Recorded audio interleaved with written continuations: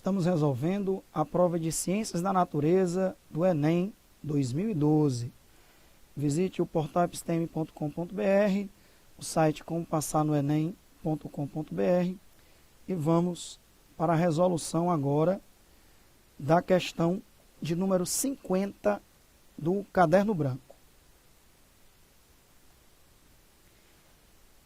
A questão diz assim: para diminuir o acúmulo de lixo e o desperdício de materiais de valor econômico e assim reduzir a exploração de recursos naturais, adotou-se em escala internacional a política dos 3 R's: redução, reutilização e reciclagem. Um exemplo de reciclagem é a utilização de quê? Então, essa questão aqui vai tratar sobre reciclagem. É muito comum as pessoas confundirem reciclagem com reutilização. Então, essa questão vai pedir aí um exemplo de reciclagem, que é diferente de você reutilizar o material. Então, por exemplo, o item A: garrafas de vidro retornáveis para cerveja ou refrigerante. Então, veja bem, quando uma garrafa de vidro de uma cerveja ou de um refrigerante chega à minha casa, eu reutilizo, devolvo essa garrafa e ela vai ser envasada novamente, depois vai até retornar para outros consumidores. Isso não é uma reciclagem, isso é uma reutilização do material. O material foi reutilizado e, nesse caso, para o mesmo fim, né? Esse material retornou para a indústria de refrigerantes ou cerveja, que fez as devidas limpezas, né? A devida limpeza, esterilização, e colocou de novo o líquido no recipiente e ele retornou para outros consumidores. Isso é uma reutilização e, no caso aí, até para a mesma finalidade original. Na reciclagem é bem diferente. O princípio envolvido na reciclagem, olha esse item B: latas de alumínio como material para a fabricação de lingotes.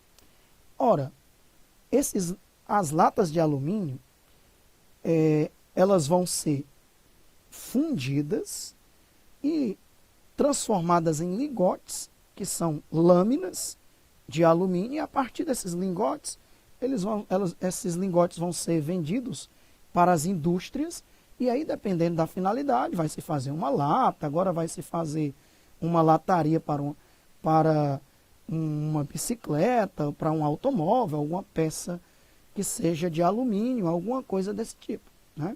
Uma janela de alumínio, uma porta de alumínio, um portão de alumínio. Isso sim é uma reciclagem, porque você teve a confecção de uma lata e essa lata voltou à sua matéria-prima original na forma de um lingote de alumínio, e a partir dali eu poderia dar uma nova utilidade fazendo objetos completamente diferentes daquela lata de alumínio. Eu tenho aqui, por exemplo, uma garrafa PET, né, que é um polímero. A garrafa PET ela pode ser tanto reutilizada como reciclada. Nesse caso aí dessa figura, você tem as garrafas PETs prontas para serem recicladas.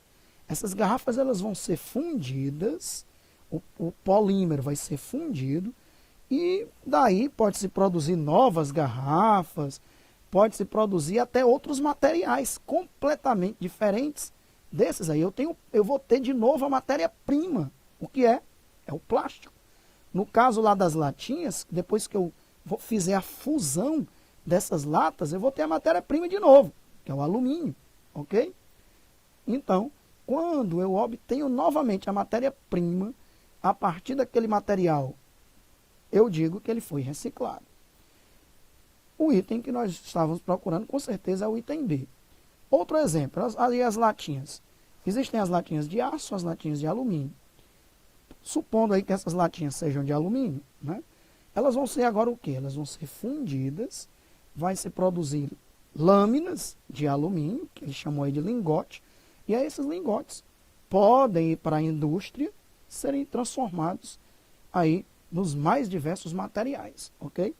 E isso é muito, nós temos que destacar a grande importância, principalmente da reciclagem das latas de alumínio, porque o alumínio ele é obtido a partir da bauxita, que é o Al2O3, é um minério de alumínio, e para se produzir alumínio, o gasto energético, porque é uma eletrólise ígnea, o gasto energético é muito alto, é muito grande. Então, é por isso que o alumínio é um metal tão caro, né? Um metal considerado de grande valor.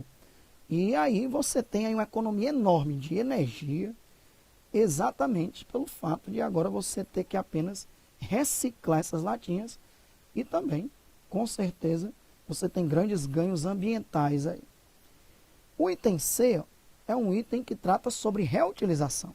Sacos plásticos de supermercado, como acondicionantes de lixo caseiro. Você aproveita o saco agora para colocar lixo da sua casa. É uma reutilização. Você não está fazendo uma reciclagem. O item D, embalagens plásticas vazias e limpas para acondicionar outros alimentos. Também é uma reutilização. E aí as garrafas PET, que podem ser recicladas, mas no exemplo do item E, elas estão sendo reutilizadas. Porque as garrafas PET vão ser recortadas em tiras para fabricar cerdas de vassouras. Então, isso aí é uma reutilização. Eu não obtive novamente o polímero, para a partir desse polímero eu dar uma finalidade que eu queira. Ok? Ela foi apenas reutilizada. Então, a gente marca com certeza aí nessa questão 50 do caderno branco do Enem, o item B. Um grande diferencial desse meu projeto, como passar no Enem, é que além de resolver as questões da prova, dando uma profundidade, ensinando os conteúdos que estão ali envolvidos, eu vou pegar cada questão e usar como um pano de fundo para que eu possa aprofundar o conteúdo com você. O que eu vou fazer agora, a questão está terminada, é o item B. Mas tem um assunto aqui que nós não podemos deixar de falar. Ora, nós podemos classificar os plásticos em 3 tipos.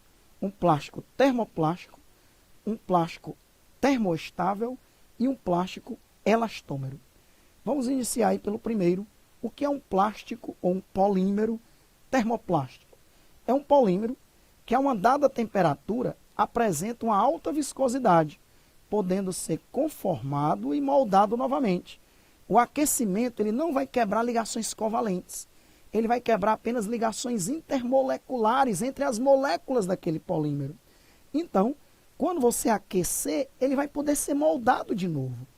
Ok? E aí eu posso reutilizar. Está aqui uma foto com plásticos, com polímeros termoplásticos.